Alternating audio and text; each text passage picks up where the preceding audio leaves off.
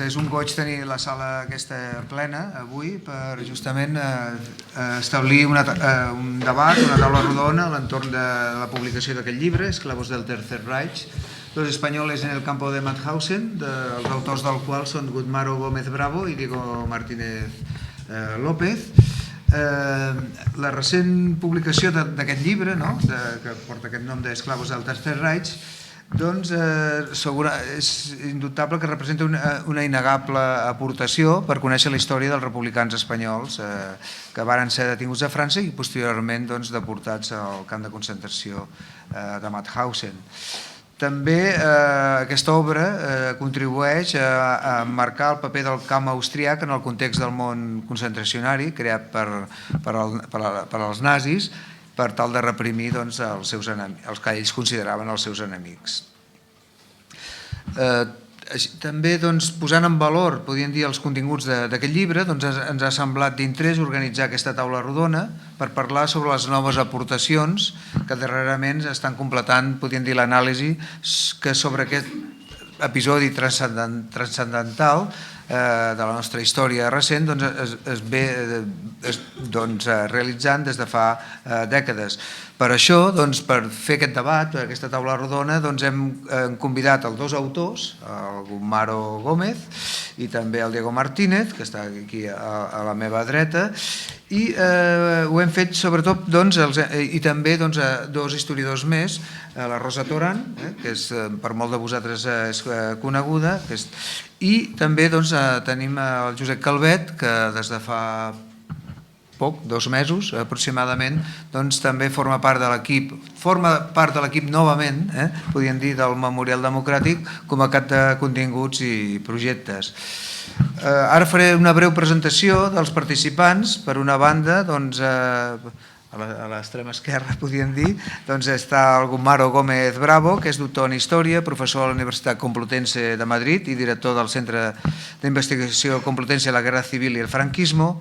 També és director de la revista Cuadernos de Historia Contemporánea i entre les seves obres més destacades hi ha Geografía humana de la represión franquista, del golpe a la guerra de ocupación, 1936-1941, i Hombres sin nombre, la reconstrucción del socialismo en la clandestinidad, i juntament amb Diego Martínez, que està aquí a la meva dreta, ha escrit aquest llibre sobre el qual establirem aquest debat, Esclavos del Tercer Reich. A la meva dreta, com he dit, tenim Diego Martínez López, és doctor en Història Contemporània, professor a la Universitat Francisco de Vitoria de Madrid, és membre també del grup d'investigació Complutense de la Guerra Civil i el Franquismo, i la seva línia d'investigació prioritària també gira entorn de la història militar contemporània a Europa i l'experiència concentracionària dels espanyols deportats al camp de concentració nazi de Mauthausen. També és autor d'una altra obra, Entre el cielo y la tierra, la política de defensa antiaèria republicana durante la Guerra Civil. Aquí a la meva esquerra, al meu costat, tenim la Rosa Toran, és doctora en Història i una, podríem dir, de les més destacades especialistes en la deportació de republicans als camps nazis. Ella també és neboda del deportat Bernat Turan i ella, podríem dir que ha estat i continua sent una de les referents de l'Amical de Mauthausen i altres camps i de totes les víctimes del nazisme, de la qual ha sigut també presidenta i ha ocupat diversos càrrecs en l'associació, en aquesta associació històrica. També la Rosa Toran és autora de nombrosos llibres sobre la deportació de republicans, entre els quals podien destacar Vida i mort dels republicans als camps nazis, Mauthausen, crònica gràfica d'un camp de concentració, i també els camps de concentració nazis, Paraules contra l'oblit. També ha comissariat exposicions entre les quals destaquen Mauthausen, l'univers de l'horror, Resistents i deportades, o Més enllà de Mauthausen, Francesc Boix, fotògraf. També ha escrit llibres sobre altres temes.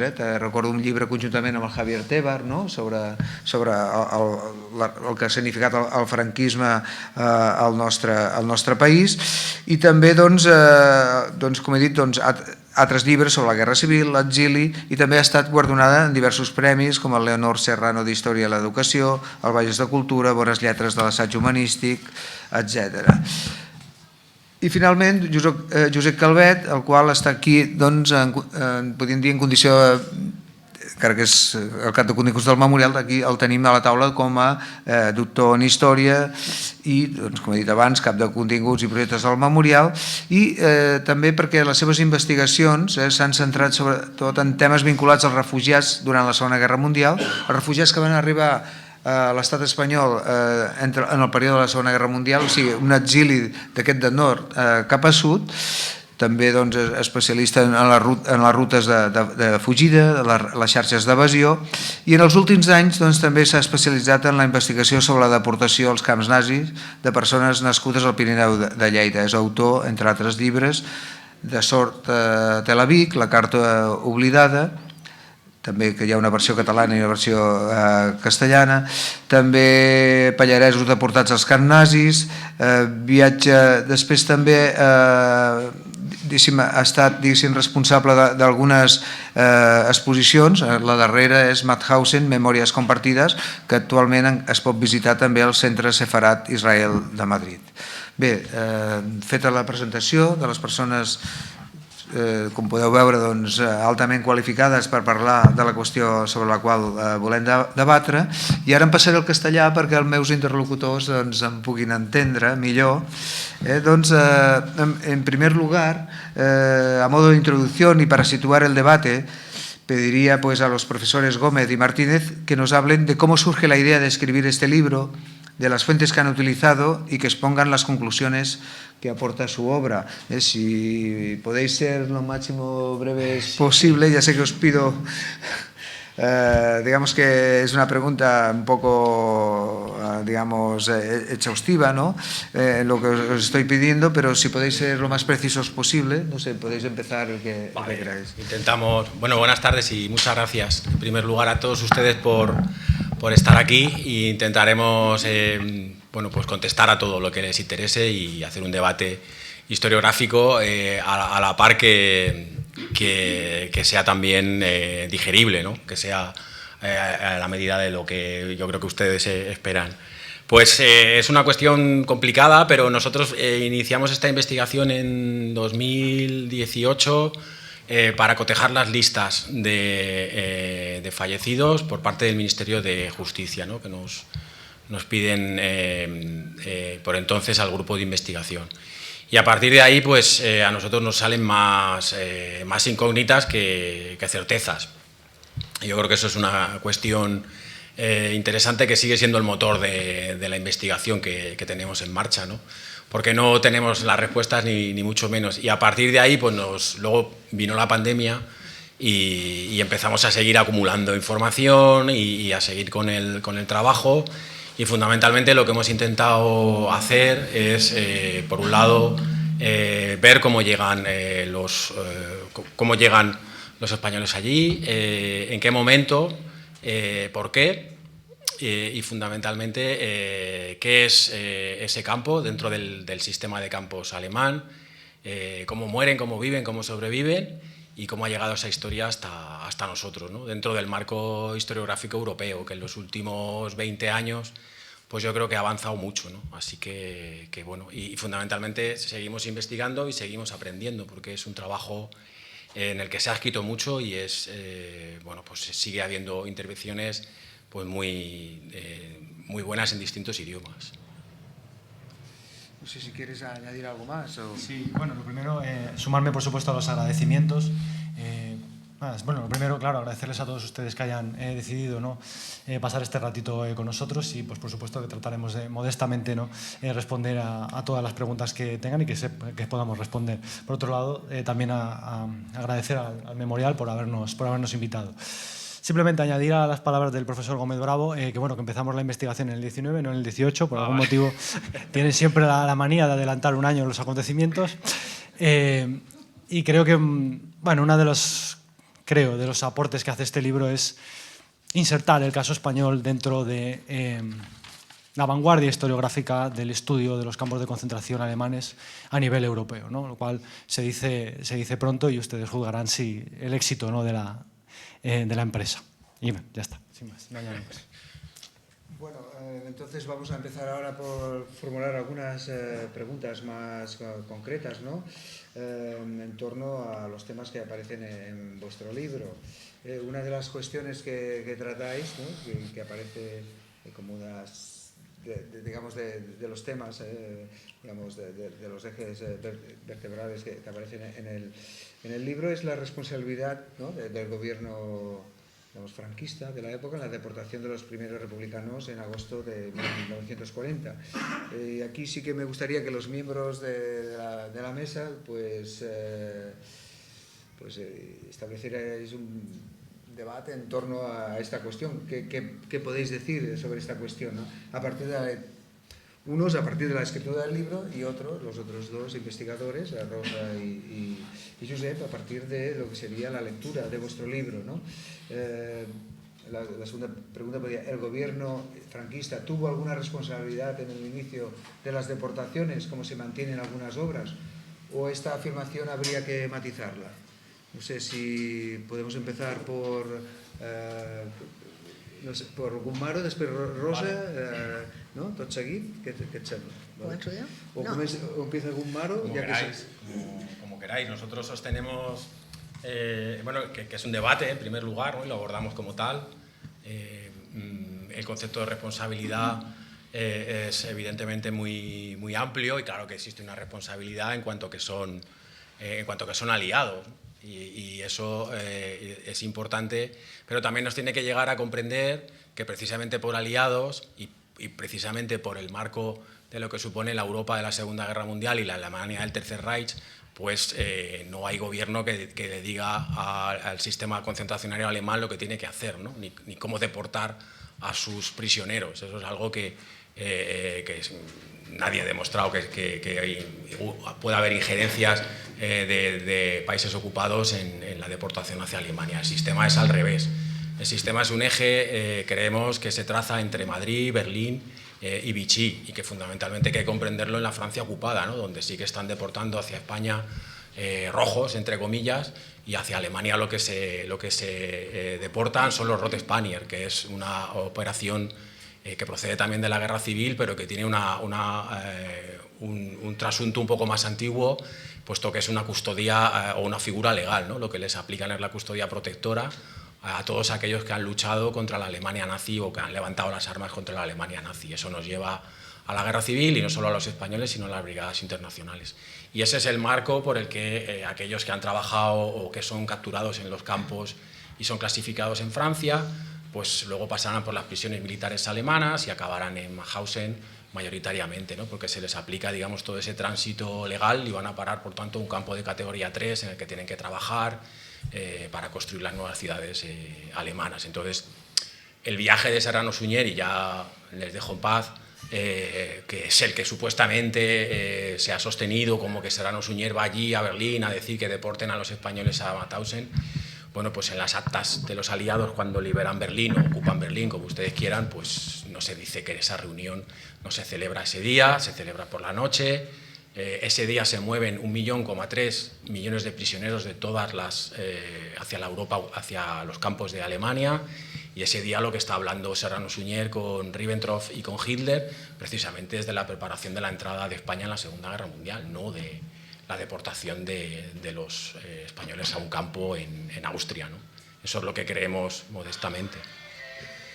Rosa, sisplau, si pots afegir la teva visió. Sí, bueno, a ver, me parece que está claro que la deportación de los republicanos descansa sobre 3 ejes, que es Francia, la Francia de Vichy, la España de Franco y, naturalmente, la Alemania hitleriana. Aquí también hay que matizar que a veces confundimos los términos de culpa y responsabilidad. Entonces, a ver, la culpa es un término legal que hay que demostrar, etcétera, etcétera, pero que no existan documentos fehacientes que demuestren no quiere decir que tengamos que prescindir de las responsabilidades. Yo en el caso de Serrano Suñer, a ver, yo lo que diría es que él mintió a lo largo de toda su vida. Eso para mí ya es un indicio importante. A ver, mintió en sus memorias, ¿no? En Trendaya y Gibraltar miente descaradamente, porque llega a afirmar que no sabe nada de que hay republicanos en los campos nazis hasta el año 1943-44. Eso es lo que dice.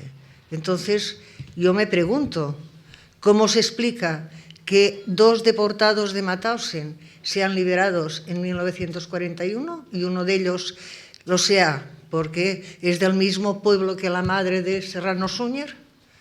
Bueno, por tanto, son muchos interrogantes.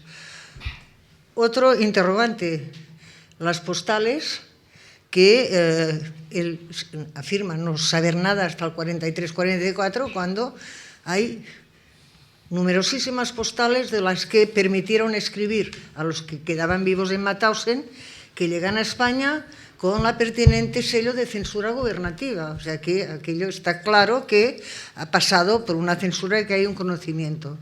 Y luego otra cosa, cuando Montserrat Roig, después de, en fin, de todo lo que le costó, tuvo una breve entrevista con él, bueno, Serrano Suñer le dijo que la primera noticia que tenía de que había deportación en general la había tenido en el avión que le llevaba a Berlín, justamente en septiembre del 40. Por tanto, hay contradicciones en su narración.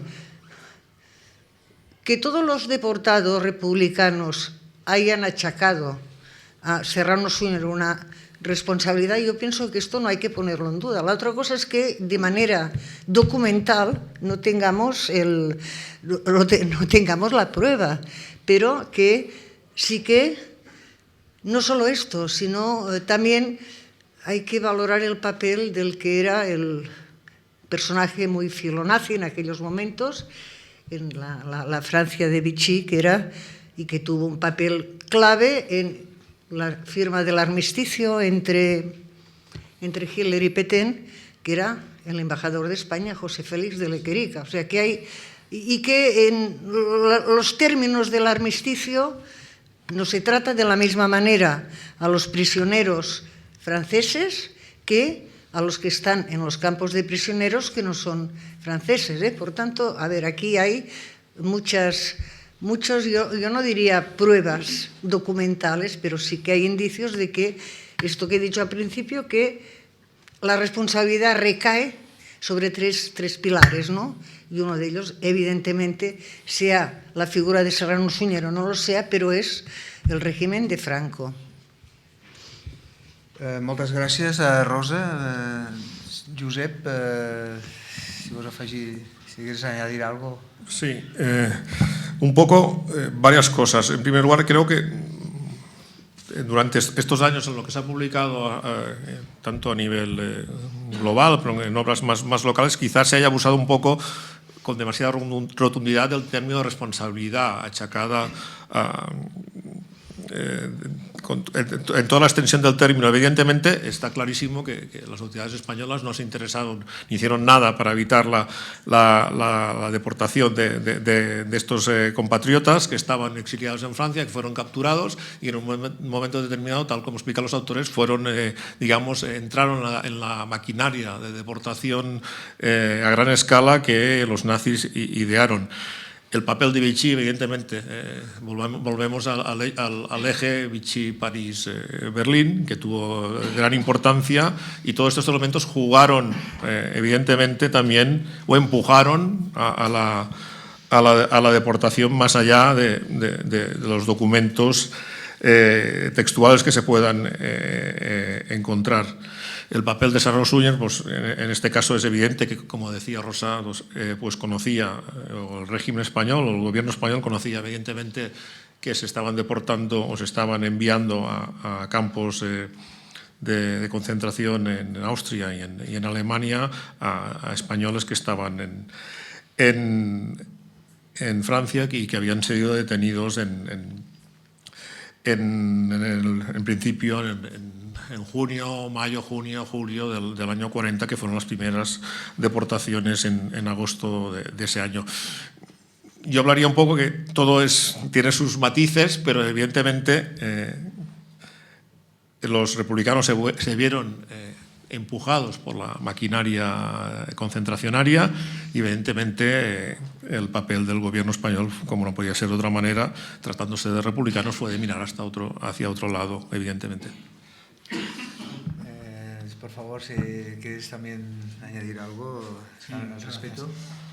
Bueno, lo primero es que el hecho de que Serrano Suñer haya mentido tampoco creo que no le pilla a nadie de sorpresa. De hecho, a raíz de la propia publicación de sus memorias, de su libro, tuvo una polémica abierta en la que cambió su versión prácticamente en tiempo real, precisamente con un catedrático de la Complutense, bueno, ahora ya catedrático de la Universidad Complutense, la Facultad de Políticas, en donde llegó a cambiar, insisto, la versión casi en tiempo real en función de los documentos que este historiador, ¿no?, le señalaba, ¿no? Lo cual, bueno, en fin, eso ya ha quedado probado hace muchas décadas. Por otro lado, responsabilidad. Desde luego hay una parte de responsabilidad, que eso más o menos creo que ya ha quedado resañado, ¿no?, en las distintas intervenciones. Quizá lo más claro sea que las comunicaciones que recibían precisamente de los alemanes, la respuesta que dio el gobierno franquista fue el silencio administrativo. Por lo tanto, a partir de ahí creo que poco más hay que añadir a lo que ya se ha dicho.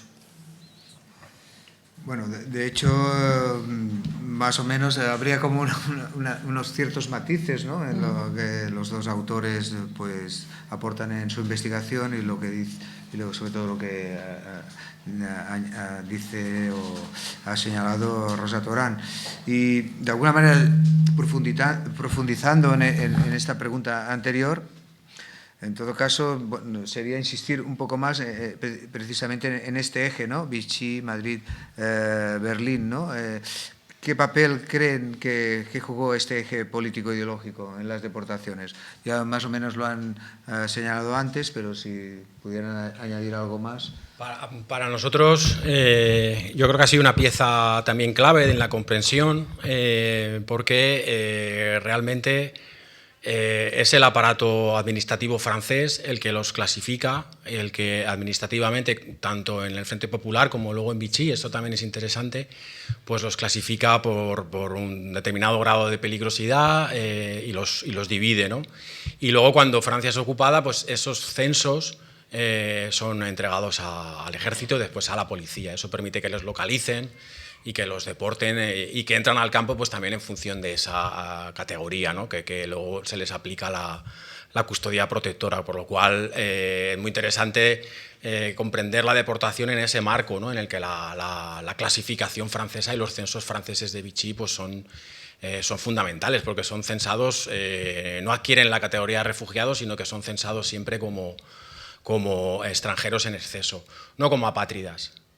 Y esto es importante, no pierden la nacionalidad, son extranjeros en exceso, pero son españoles. Y ahí está la responsabilidad jurídica de un país aliado del eje en ese momento, ¿no? Que están preparando la entrevista en Endaya, eso va a Serrano Suñer. Y a eso viene Hitler a Madrid, no viene a ver la Plaza de las Ventas, que también le llevan, aunque a él no le gustan los toros, pero le llevan a esas cosas. Y viene a hacer un pacto de intercambio y de policial. Y en eso es en lo que están, porque además están deteniendo gente, la operación Noche y Niebla después. Y es ese contexto en el que es fundamental comprender la inserción en los campos, ¿no? Entonces, la documentación alemana en ese sentido yo creo que ha sido muy, muy clarividente, pero la clasificación francesa también.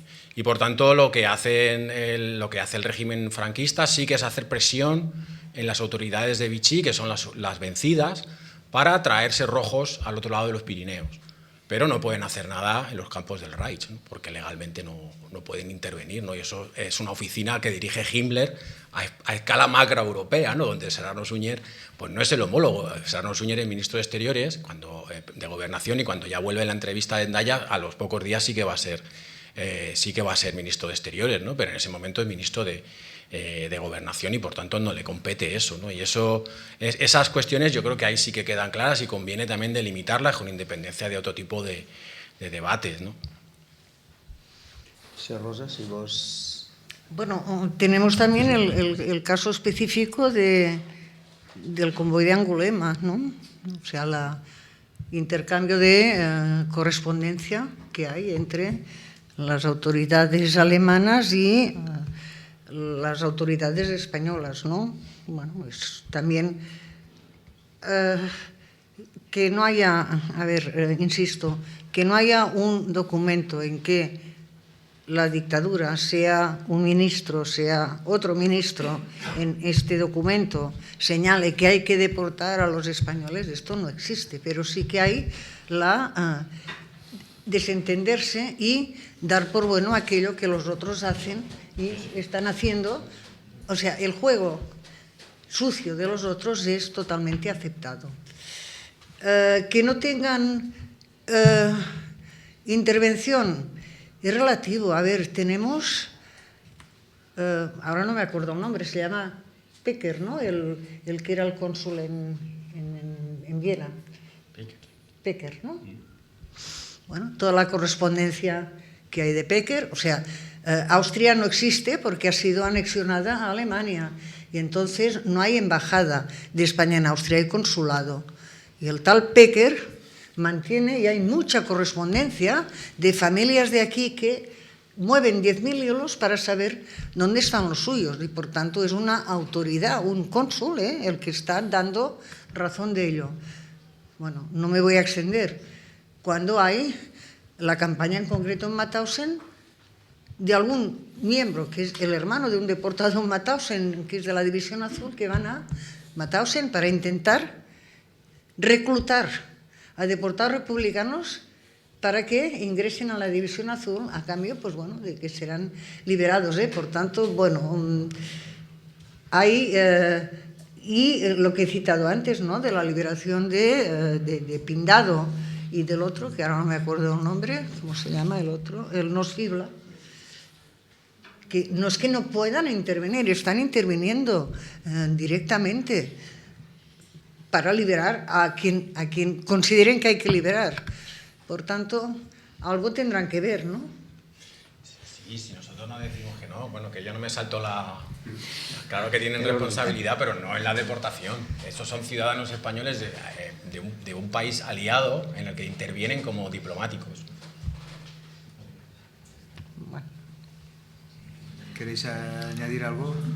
No, yo creo que sí, es evidente, ¿no?, el papel del eje Vichy, Madrid, Berlín en toda esta historia, Petén, Franco y Hitler, de alguna manera conjuntamente propician todo lo que estamos hablando, y el papel de omisión y desentenderse de las autoridades españolas y el conocimiento que tenían, esta complicidad de alguna manera, entre comillas, el dejar hacer, el de no influir en todo lo que estaba pasando, porque también, como decía Rosa, es evidente que tenían conocimiento, no sé si exhaustivo, pero sí bastante completo de lo que podía pasar con los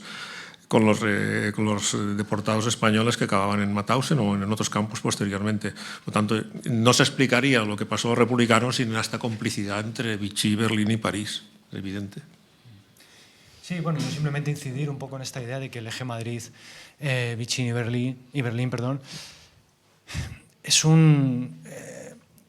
Es decir, es un eje fundamental en tanto en cuanto que está formalizado a través de los convenios de colaboración policial, en el caso español desde el año 38, renovado en el año 40, en donde, como ha dicho ya el profesor Gómez Bravo, Himmler, ¿no?, le visita a Josefina, ¿no?, conde de Mayalde, que es el encargado precisamente, bueno, es el homólogo, ¿no?, dijéramos, el jefe de la DGS, ¿no?, jefe de policía, ¿no?, si se quiere.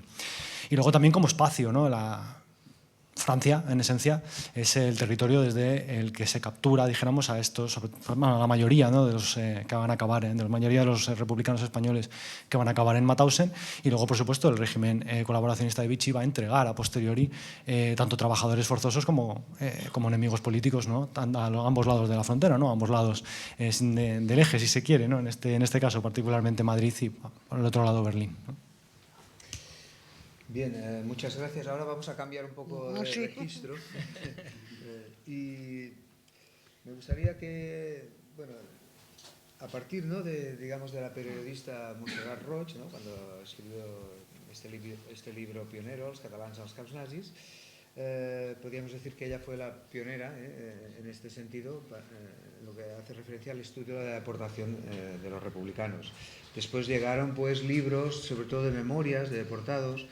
También, pues, la Amical de Mauthausen y sus archivos, pues, favoreció la publicación de estudios. Los libros de Rosa Torán, ¿no?, pues, han sido muy importantes en este sentido.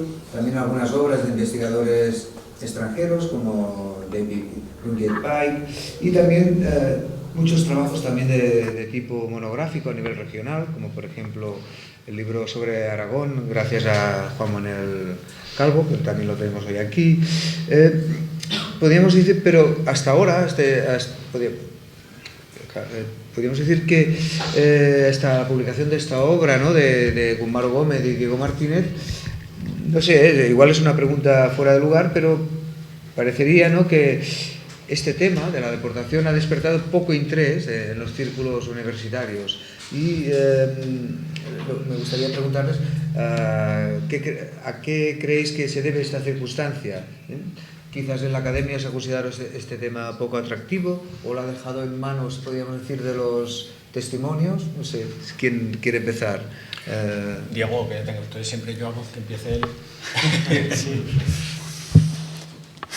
Bueno, es una pregunta hasta cierto punto difícil de responder. Es cierto que de alguna manera ha habido poco interés, quizá académico, por parte de los investigadores españoles. Quizá puede ser por múltiples cuestiones, no tanto quizá por desinterés, parcialmente quizá por desconocimiento, por una dificultad de acceso a las propias fuentes, por la dificultad en acceder a las obras en alemán. Esto creo que es una cosa interesante o importante de reseñar. Es verdad que la propia historiografía alemana, desde finales de los años 90, empieza a dar un giro en el cómo se entiende y cómo se cree que se debe estudiar, ¿no?, los campos, ¿no?, los campos nazis, ya no entendidos o nunca más, dijéramos, no centrados exclusivamente en el estudio de las particularidades de los campos en sí mismas, sino tratar de entender estos como redes, ¿no?, como una red. Esto no ha tardado bastante en calar en el panorama académico español, y creo que tiene que ver un poco con esto, también porque de alguna manera la agenda investigadora pues ha estado más quizá centrada en otros aspectos quizá más llamativos o que se han considerado hasta ahora más llamativos del franquismo, como puede ser la propia represión o el mismo sistema penitenciario.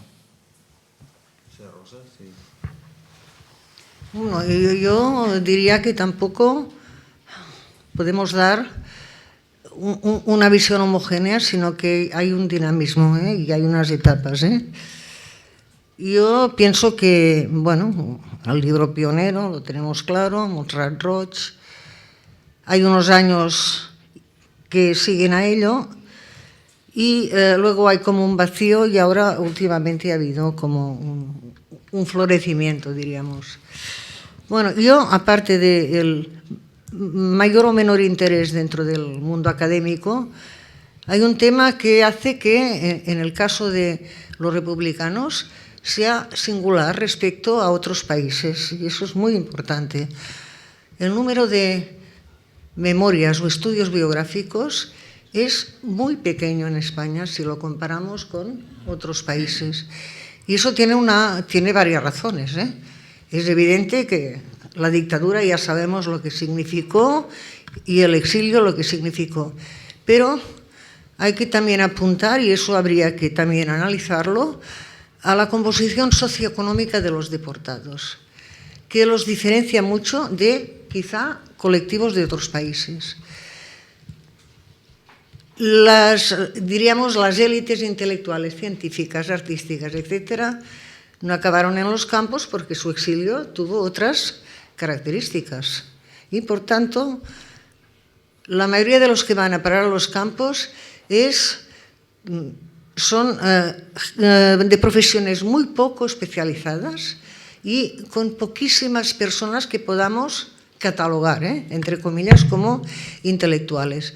Es un colectivo que difiere totalmente del colectivo francés, y no tan solo a nivel de la categoría socioeconómica, sino también de la categoría política. Los deportados franceses responden a una diversidad mayor, y en cambio el colectivo republicano es más homogéneo. Y, por tanto, si comparamos las memorias publicadas, a pesar de que el número sea diferente, pero las memorias publicadas aquí o en otro país, es evidente que la diferencia es abismal.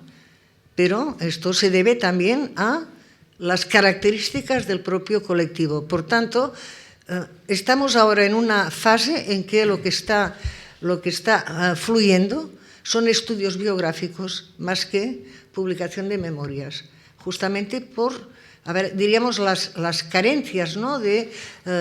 Miramos las profesiones de la mayoría de los deportados y la categoría de peón, de campesino es la más común. En Francia, bueno, los deportados franceses hay intelectuales, artistas de gran valía. El colectivo republicano, y eso también es lo que quizá al haber este menor número de publicaciones también ha influido en este desinterés. No hubo profesores universitarios deportados, no hubo escritores deportados. Hace unos años se hizo un librito sobre escritores y artistas en Mauthausen. Bueno, de los republicanos que no salieron 20, 25, no más. Eso se hizo en Francia y la cifra se disparaba, Por tanto, también está muy ligado con las características del propio colectivo. Sí, yo creo que esto es muy importante, ¿no? No sé si me oís, lo que comentas, y evidentemente es cierto y tiene que ver también con la compartimentación de los estudios, ¿no? Pero, por ejemplo, sí que el exilio intelectual por antonomasia es el mexicano, ¿no? El que se va a México o a Argentina o a América. El francés es desconocido y realmente nosotros también validamos eso que acabas de decir, ¿no? En la estructura socioprofesional, cuando entran en el campo, pues es la que dices, y eso pesa mucho, que luego además no tienen dónde ir, ¿no? No son refugiados hasta el 51, reconocidos hasta el 47 y no tienen sitio donde volver, y forma parte de nuestra historia, ¿no? Y eso es un problema añadido. Y luego, en el tema de la compartimentación de los estudios, pues es verdad que también se ha roto, en cierto modo, la división clásica entre guerra civil, posguerra y Segunda Guerra Mundial, en lo que parece que nosotros no entrábamos, ¿no? Y había unas relaciones internacionales donde España era un país neutral, bueno, todo eso con la desclasificación de los documentos, sobre todo alemanes, y lo que se ha comentado también de la avalancha de documentos aliados, pues es que queda en evidencia. Entonces, eso unido a que también se concibe la guerra civil como el comienzo de la Segunda Guerra Mundial o el comienzo de esa guerra total que va a ser la Segunda Guerra Mundial, en el que ya están los alemanes en la Guerra Civil Española, pues claro, nos lleva también a verlo como parte de un continuo, ¿no? O sea, que yo creo que sí que la siguiente generación, sobre todo desde el mundo universitario o de la investigación, pues lo va a poder relacionar con todos esos estudios que allí donde llega la Guerra Mundial llegan los campos. Entonces eso hay que relacionarlo con todo eso y con la historia y el drama que viene detrás, ¿no? Así que yo creo que por razones de nuestra propia historia, ¿no? Porque la liberación de los campos, en la que por cierto Mauthausen es icónica, pues en España no llega. Josep, sí, evidentemente, refrendo todo lo que se ha comentado. Quería 4 cositas breves. Evidentemente, la academia, en general, en España se ha investigado muchísimo la guerra civil y se sigue investigando. 85 años después todavía se siguen produciendo libros, documentales, películas, novelas, etcétera, etcétera. Y la historia de la guerra civil, o la historia de vida de los que participaron en la guerra civil, en la mayoría de los casos acaba en 1939. No tiene continuidad con lo que pasó en el exilio. Como si hubiera allí un corte, y poco se sabe de qué pasó con estas personas que durante la retirada pasaron a Francia y los que se fueron a América, los que quedaron en el país vecino. Por lo tanto, esto es un hándicap. Luego, corroborando lo que comentaba Diego, hay un problema evidente, o ha habido un problema evidente de acceso a archivos. En nuestro país todavía tenemos que lamentar que algunos archivos siguen, o parte de algunos fondos militares especialmente, y quizá alguno del Ministerio de Exteriores, siguen cerrados a las consultas, pero durante mucho tiempo ha sido complicado acceder a archivos policiales, sigue siéndolo, y esto ha sido un hándicap importante. El archivo del Ministerio de Exteriores se trasladó de Madrid a Alcalá. Bueno, toda una problemática que para supongo que para los jóvenes y para los nuevos investigadores era un hándicap.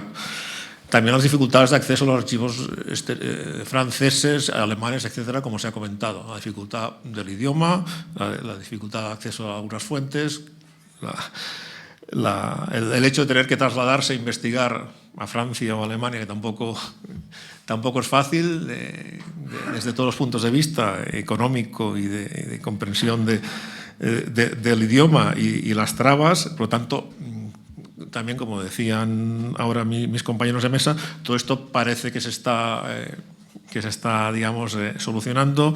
Cada vez hay más investigaciones fuera, Servicio Histórico de Defensa en París o en Caen, etcétera, etcétera. Y todo esto yo creo que, como decía antes Rosa, se están produciendo muchos libros, muchas monografías y muchos trabajos de historia local que en su conjunto contribuirán a que luego alguien haga la historia global. Y definitivamente también, este problema también lo enmarcaría de lo poco, como también se ha dicho, que se ha investigado el exilio francés.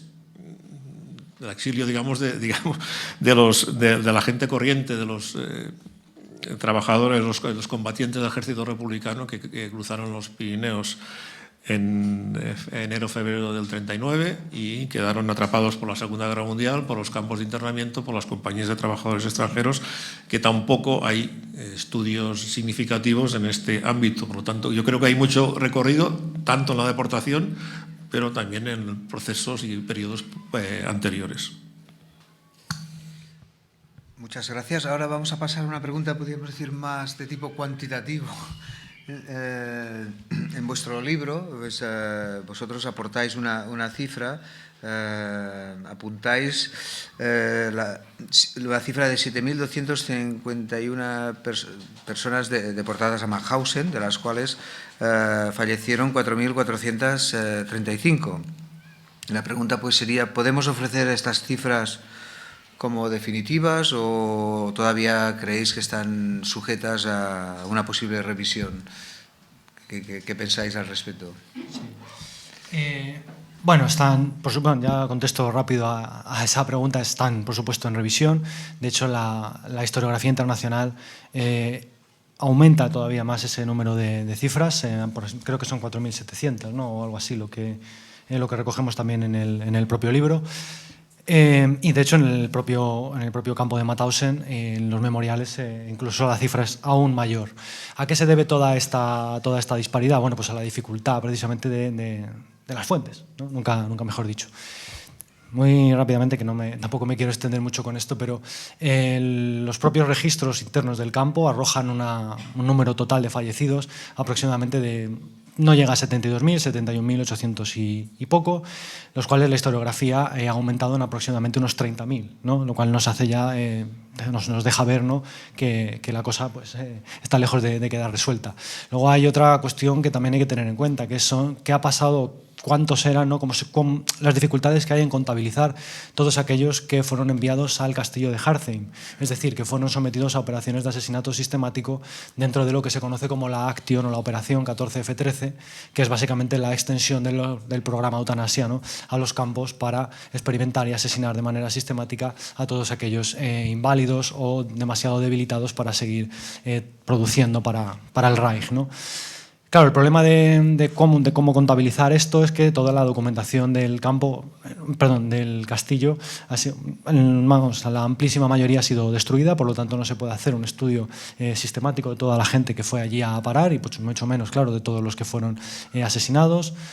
Dentro de esos 4.435 que nosotros hemos podido cotejar, habría que sumar potencialmente, ¿no? La cifra al menos de 449, parece ser, que es la que recogió precisamente uno de los supervivientes y que en el momento formaba parte de la oficina política, ¿no? Administrativa del propio campo, como mínimo, ¿no? Que estos son los que en principio habrían llegado al campo, habían sido enviados a Hartheim, en el año 41, si no recuerdo mal.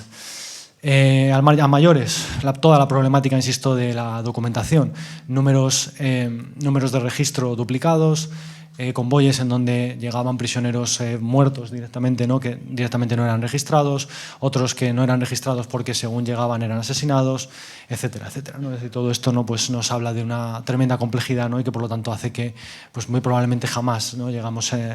Podamos dar por cerrada, ¿no? la cuestión de las cifras. Si alguno de vosotros quiere añadir. Nada más, entra dentro de lo que ha comentado mi compañero en cuanto a defunción, ¿no? Que es donde más hemos podido afinar. Faltaría, digamos, la movilidad entre campos y con eso tendríamos, digamos, los registros, no del total, pero sí al menos de una parte importante, ¿no? Pero queda toda esa parte que no queda registrada, no tenemos acceso, ¿no? Hay que poder ver cómo se cumplimenta y bueno, pues hay que seguir trabajando en ello. Sí, Rosa, Josep. Bueno, es evidente que hay una disparidad de cifras corta, pero hay cierta disparidad entre las fuentes y la dificultad, como ya se ha dicho, no, tampoco hay mucho que añadir, la dificultad de acceso a la documentación que se ha perdido, registros duplicados, etcétera, que provoca que no coincidan algunas de las cifras que se han dado por los autores que hoy presentamos y también por la historiografía austríaca o alemana, pero tampoco la diferencia es muy enorme, estamos hablando de unos pequeños cientos como mucho de disparidad. Yo pienso que en el caso de Mauthausen la disparidad no será muy grande. Hay mucho más problema en la contabilidad de los otros campos, esto está claro. Y, a ver, esto también, se debe a que hay alguna vía de acabar en un campo que no es la más común. Pues son trabajadores forzados en cualquier industria de Alemania que son castigados y internados en un campo por un periodo de tiempo. O sea, que no son los convoyes que salen de Francia, sino que es una vía muy desconocida, pero que existe. Y eso sí que es más difícil de contabilizar. Pero bueno, yo pienso que no... A ver, el que las cifras suban 100 más o 100 menos, tampoco diríamos que es un tema abierto como tantos otros. No le daría más importancia de momento.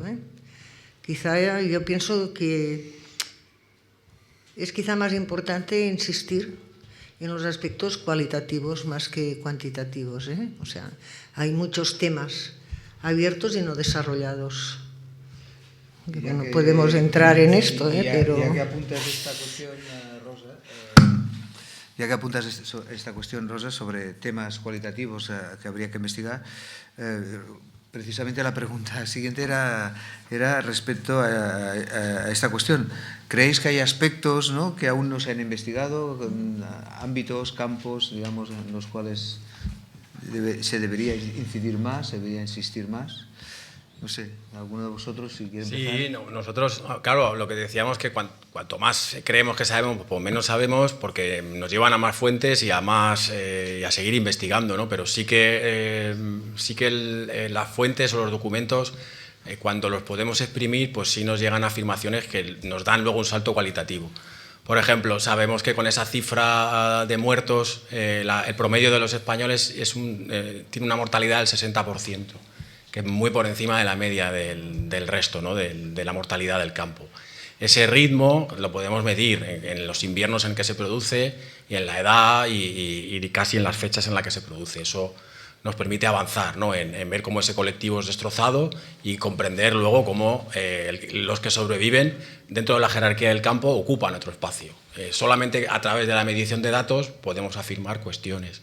Y luego sí, todo lo que la documentación y la historiografía pues, nos lleve a los aspectos de supervivencia, de movilidad, de debatir lo que es trabajo forzado a lo que son trabajadores libres, porque hay también un convenio con España. En fin, muchas cuestiones que tenemos que seguir avanzando y no solamente en el campo de Mauthausen, dentro de lo que es el KL y la distribución entre los campos de las SS y los que no lo son. O sea que dentro de esa clasificación podremos afirmar y ir cada vez pues ampliando lo que podemos saber con una metodología validada. Sí, a ver, pongo como ejemplo que esto es una línea que está avanzando los campos del Canal de la Mancha, los grandes desconocidos, por ejemplo. Otro aspecto, que hay algunos momentos que en el libro se tratan, ¿no? El sistema general, pues bueno, ya lo sabemos, es un terrorismo de Estado, el sistema concentracionario, esto está claro. Pero cada campo tiene su singularidad. No es lo mismo Mauthausen que Dachau, que Buchenwald, que Neuengamme, etcétera, etcétera. Y, por tanto, en cada uno de ellos hay unas pugnas, unas luchas internas. Por ejemplo, la lucha para conquistar lugares prominentes de poder entre el preso común y el preso político. Cada campo tiene una singularidad. Esto es muy importante, ver cómo se desarrolla esta lucha. Luego, de qué manera se manifiesta lo que sería una cierta continuidad con la Guerra de España, con los años de la Guerra de España, que son los contactos entre los exbrigadistas y los republicanos. Lo que se produce en Dachau, esto no se produce en ningún otro campo. Insisto en ello porque vosotros usáis como hilo conductor a Pristi, ¿no? A Pristiliano García Gaitero. Bueno, yo, claro, a él murió en el 46, no le conocí, pero sí traté a Hans Landauer. Y lo que explicaba Hans Landauer, ¿no? De lo que había sido el contacto con la cantidad de exbrigadistas que estaban en Dachau y los republicanos, bueno, esto es algo como desconocido y es un aspecto como muy importante y que no se da en otro campo, es en Dachau. ¿Y por qué los de Mauthausen van a parar a Dachau, etcétera? O sea que yo pienso que Mauthausen, bueno, es el campo central, clave, pero hay republicanos en todos los campos. Y yo pienso que cuando hablo de aspectos cualitativos es otorgar a cada campo, dentro de este esquema del sistema concentracionario del terrorismo de Estado, la singularidad de cada campo. Y en cada campo los republicanos actúan de una manera o de otra, porque no son lo mismo las luchas por el poder que tienen lugar en Mauthausen que las que tienen lugar en Buchenwald o las que tienen lugar en Sachsenhausen. Por tanto, bueno, son ejemplos. Sí, bueno, simplemente Vamos, yo estoy de acuerdo. Lo que pasa es que lo que ha demostrado la historiografía alemana de las últimas décadas es que toda esta red de campos comparten más elementos de los que hasta ahora jamás había pensado, ¿no? Y por lo tanto es importante, ¿no? Un poco en línea de lo que señalaba Rosa, mantener, ¿no? Este esquema y luego pues tratar de también de profundizar, ¿no? en las determinadas, ¿no? Las particularidades de los distintos campos. A mayores, ¿no? Algunos otros aspectos que queden por estudiar. Bueno, aparte de completar quizá esta panorámica, ¿no? Pues con esos otros deportados, ¿no? De republicanos españoles a otros campos, ¿no? de la red del KL, en general creo que lo que nos espera en las próximas décadas es un vuelco en general, ¿no? Particularmente desde la perspectiva de las relaciones internacionales, de la inserción, ¿no? de España, ¿no? Dentro de la Segunda Guerra Mundial, ¿no? Creo que eso es un poco también lo que me gustaría reseñar. Sí, a mí me gustaría también, yo creo que hay campo de acción y campo de investigación en aspectos. Rosa ha comentado el tema de los convoyes de los deportados que llegaban a Mauthausen por un tiempo concreto, el tema de los concentrados en el Canal de la Mancha, pero también a mí me gustaría, creo que es importante o se debería profundizar un poco en el que fue el proceso de deportación. La salida o la detención en Francia y todo el proceso desde los Stalags, desde los Frontalags hacia Mauthausen y hacia otros campos. Cómo se produjo a partir de la documentación francesa, creo que se podría investigar sobre este aspecto y contribuiría todo ello a dar un contenido mucho más rico y facilitaría el estudio posterior de la vida de los deportados en Mauthausen y en otros campos. Por supuesto, también el tema de los brigadistas internacionales y el contacto que tuvieron con republicanos o la propia deportación de estos brigadistas que habían combatido en la guerra civil. Por lo tanto, un poco lo que decía antes, esta línea que quedó rota en el 39, que pudiera enlazar guerra civil con Segunda Guerra Mundial y con deportación. Es todo un proceso que tiene una continuidad en el tiempo y también una continuidad ideológica importante. Por lo que estáis diciendo en la mesa está claro pues que de alguna manera hay temas, ¿no? Entonces, que para investigar, y eso de alguna manera se puede digamos, es necesario, ¿no? Pues abrir nuevos archivos. ¿Pensáis que hay archivos aún por investigar, fuentes importantes a las cuales hay que acceder? ¿Qué podrían aportar estas nuevas fuentes, estos nuevos archivos? Claro. Bueno, el primero es el MAE, ¿no? El Ministerio de Asuntos Exteriores español, ¿no? Una buena parte de esos fondos. El segundo es el Ministerio del Interior, ¿no? Que son quizás los dos grandes melones, es decir, ver los archivos policiales, ¿no? En general, los archivos policiales españoles, particularmente en el periodo que nos ocupa, ¿no? Sería desde el 36 hasta, bueno, como mínimo, ¿no? El 75, es decir, toda la dictadura franquista, ¿no? Y eso como poco, ¿no? Dijéramos así en España. Y luego, aparte de eso, pues profundizar en la desclasificación, ¿no? de los archivos, la desclasificación de documentos dentro de los archivos en donde ya es posible investigar. Y me refiero muy particularmente a los archivos militares, por ejemplo, ¿no? Hasta el día de hoy, a partir del año 68, no se puede consultar documentación. Por lo tanto, creo que eso es otra de las cuestiones que habría que, en fin, en la que habría que incidir. Si alguien más quiere incidir sobre este aspecto. Yo creo que es evidente, lo que comenta Diego. En España todavía en el año 2023 han pasado 45 años desde la muerte de Franco, más años de democracia que de dictadura, y todavía tenemos este hándicap que comentaba Diego, de que una ley de secretos oficiales de 1968 imposibilita de ver cierta documentación que alguien en su momento le puso el sello, el tampón de reservado, de clasificado, de confidencial. Y nadie ha hecho, o no se ha hecho nada, o poco, por revertir esta situación, y esto, en ciertos temas como los que hoy tratamos, provoca un cierto déficit y que tendríamos que solucionar, sobre todo también archivos del Ejército, archivos policiales, Dirección General de Seguridad, etcétera, etcétera, y archivos diplomáticos. Y yo creo que sí, que también hay campo de trabajo en archivos franceses que también deberían ser explorados en toda su plenitud, y ahí quedarían, yo creo que resultados que contribuirían a conocer más detalles sobre la deportación. Bueno, yo, en este aspecto, de acuerdo totalmente, pero bueno, fuentes primarias, archivos por explorar, etcétera, etcétera. Pero yo también creo que, bueno, los historiadores también tenemos que saber combinar toda esta información primaria con la información testimonial. Yo pienso que aunque el volumen no sea mucho, pero hay que saber combinar, hay que saber trabar lo que dice el documento con lo que nos dice un señor de unas memorias. Por poner un ejemplo,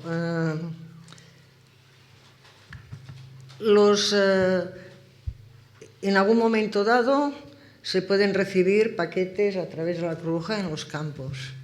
Bueno, eso nos lo dirá el documento oficial, pero ¿qué nos dicen los deportados? El latrocinio como sistema inherente del campo. Por tanto, no podemos pensar que el día tal de la semana les llega un paquete. El latrocinio, es un latrocinio total el campo, como el sistema de las dichas recompensas que nunca se vieron. Y por tanto, bueno, yo pienso que sí que llevamos mucho retraso, y cualquiera de nosotros que esté interesado en el tema, pues bueno, nos damos cuenta de que hemos llegado tarde. Y bueno, yo he conocido, no muchos, pero bastantes testimonios, y me quedan 200 preguntas para hacerles en aquellos momentos. Y ahora no estamos a tiempo. Quizá hay también un tema como sería no sé si de decencia o de prevención, ¿no? De que según qué cosas no te atrevías a dialogar, de según qué temas con personas pues, que habían estado en el campo. Pero yo pienso que, no tenemos infinitas memorias, pero 40, 50 memorias publicadas de testimonios las tenemos. Y hay que tener la habilidad de ir trabando lo que nos dice el documento con la experiencia de aquel deportado, de aquella deportada.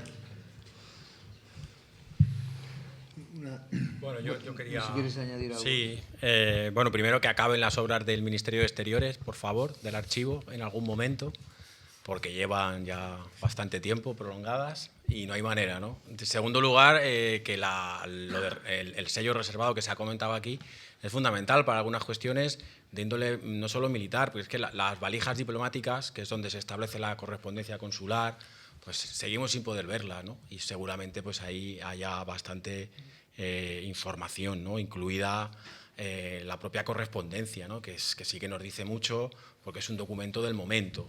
Y eso para nosotros no es mejor ni peor, pero es distinto al testimonio, ¿no? Que es algo que se elabora, o a la memoria que se elabora posteriormente. Estoy de acuerdo que hay que complementarlo, pero es un trabajo más explicativo y de archivo. Y el otro, como dicen los arqueólogos, pues el testimonio tiene que corroborar lo que nosotros no sabemos, o nos permite indagar, ¿no? Pero en este caso sí que la documentación en algún punto sí que tiene una lógica apabullante, ¿no? Lo que tú no le puedes decir a un superviviente es que su vida dependía de lo que se hacía en Berlín, se decidía en Berlín, porque claro, para él pues, su experiencia, que es lo que cuenta en sus memorias, es la supervivencia en el campo.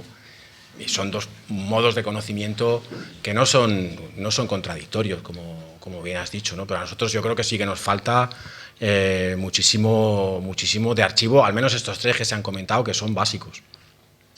Ya que hablas de los archivos, también seguramente también serían importantes archivos, digamos, que están en Rusia, ¿no? Seguramente. Los soviéticos, ¿no? Sí, claro. Los que liberaron los soviéticos pues no se pueden ver, no se conocen ni siquiera parcialmente y no parece el momento adecuado, ¿no? Para hacer la petición, pero claro, es que esa es una parte importante y falta, ¿no? Y ahí también hay pues republicanos.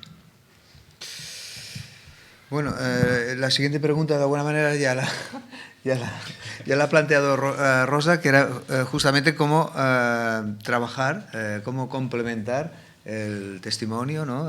con el trabajo del historiador, ¿no? Y bueno, y cómo congeniar, ¿no? esta convivencia, ¿no? Que creo que, como se ha dicho, pues es problemática seguramente, pero seguramente también es muy productiva. No sé si alguno de vosotros quiere añadir algo más al respecto. Sí, bueno, por supuesto. Lo primero que hay que decir es que está claro, hay que tener... estoy completamente de acuerdo en ese sentido con Rosa. De alguna manera hay que tener la habilidad de trabar, ¿no?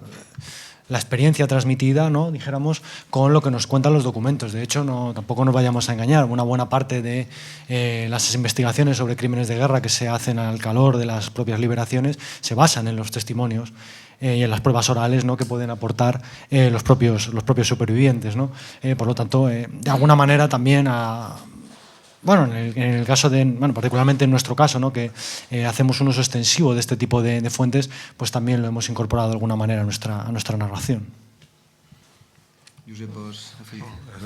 No, estoy de acuerdo con lo que ha comentado Rosa, lo que ha comentado Diego, la necesidad de completar la investigación con las fuentes documentales y con las fuentes orales, que en este caso son muchas, importantes. En otros periodos de la historia no tenemos esta suerte.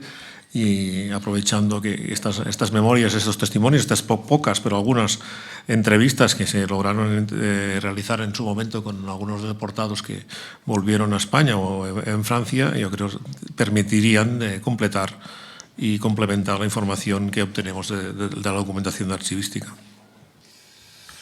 Bueno, ya estamos llegando al final, digamos, de lo que sería este debate, que de alguna manera hemos llegado a una situación de consenso, ¿no? Que eso está bien. Y una última pregunta podría ser, de alguna manera, si a fecha de hoy, ¿no? Consideráis que se ha hecho bastante, ¿no? Suficiente en lo que hace referencia a recuperar la memoria de esas personas deportadas, y si se ha reparado suficientemente su memoria. No sé, esto ya entraríamos en otro ámbito, ¿no? Que no sería propiamente el de la historiografía, sino más bien en el campo de las políticas públicas de memoria, pero bueno, de alguna manera, si alguien de vosotros quiere opinar sobre esta cuestión. Sí, bueno, por seguir rompiendo el hielo, la respuesta corta a mi juicio es que no. ¿Por qué?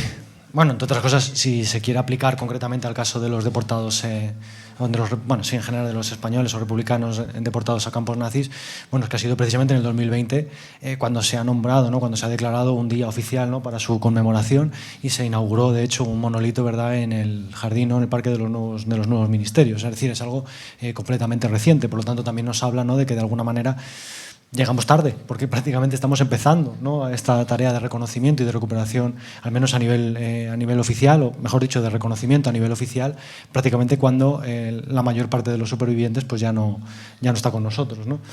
Así que bueno, eso creo que es una cosa interesante a aportar.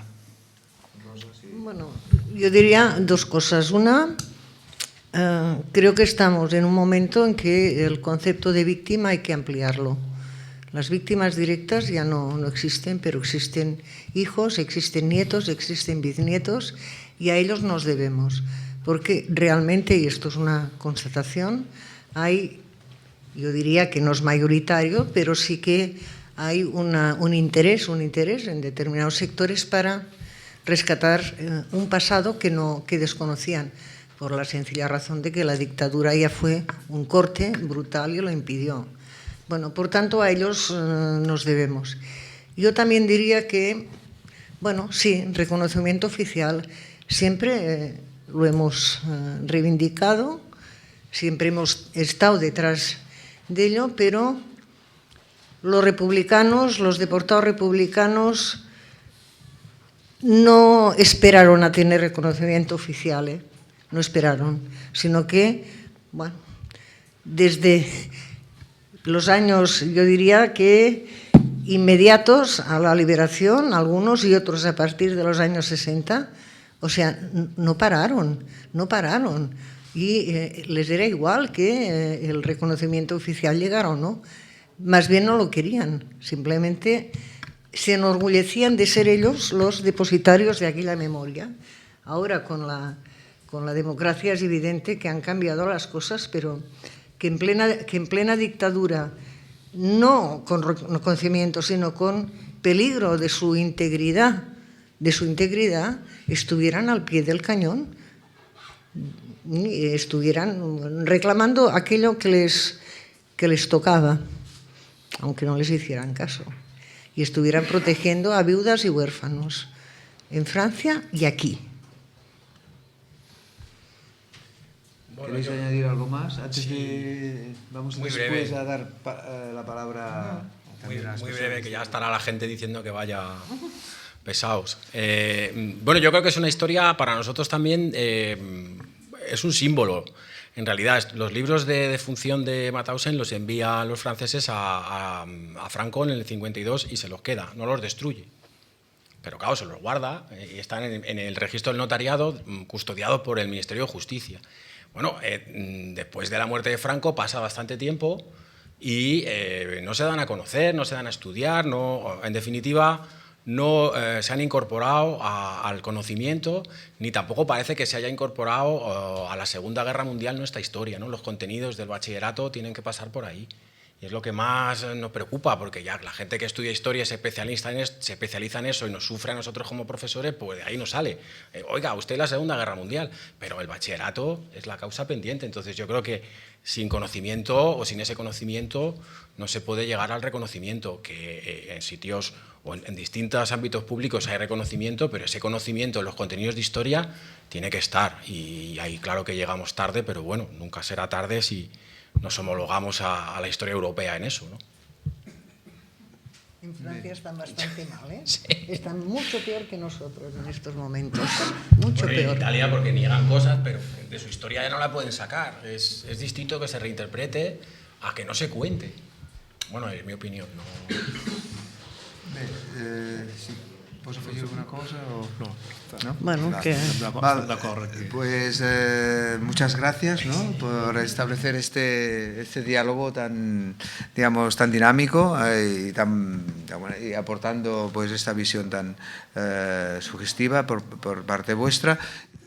Doncs només agrair a les persones que han estat avui aquí a la taula, a Comaro, a Rosa, a Diego i a Josep per la tarda aquesta excel·lent, no?, d'intercanvi de coneixements sobre la deportació dels republicans.